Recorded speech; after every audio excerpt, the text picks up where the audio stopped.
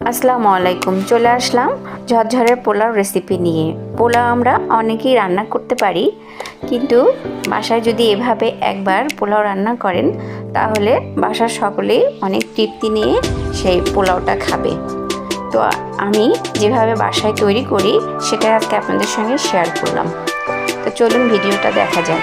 ফার্স্টে আমি চুলার মধ্যে হাঁড়ি বসিয়ে দিয়েছি, দিয়ে দিব তেল।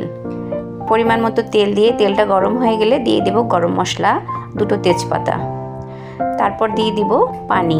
আমি এখানে হাফ কেজি চালের পোলাও রান্না করব, এর জন্য দিয়ে দিয়েছি 1 লিটার পানি। এরপর দিয়ে দিব স্বাদ অনুযায়ী লবণ, আদা রসুনের পেস্ট আর সামান্য একটু লেমন জেস্ট দিয়ে পানিটা যখন বলক আসবে আমি চালগুলো দিয়ে দিব।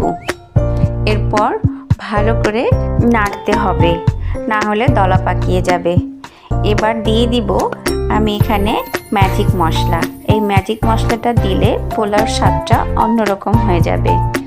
তারপর আমি দিয়ে দিব কিছুটা পাউডার দুধ, আমি গুলিয়ে রেখেছিলাম সেটা দিয়ে দিলাম।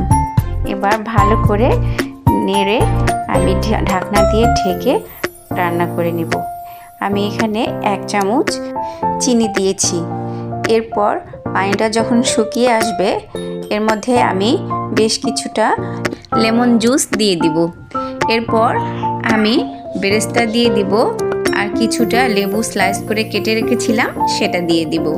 এরপর হালকা লো ফ্লেমে আমি ঢেকে রান্না করে নিব। তো হয়ে গেল আমার ঝরঝরে লেমন পোলাও। আপনারা বাসায় অবশ্যই ট্রাই করবেন। ভালো লাগলে সাবস্ক্রাইব করবেন, লাইক করবেন। আসসালামু আলাইকুম।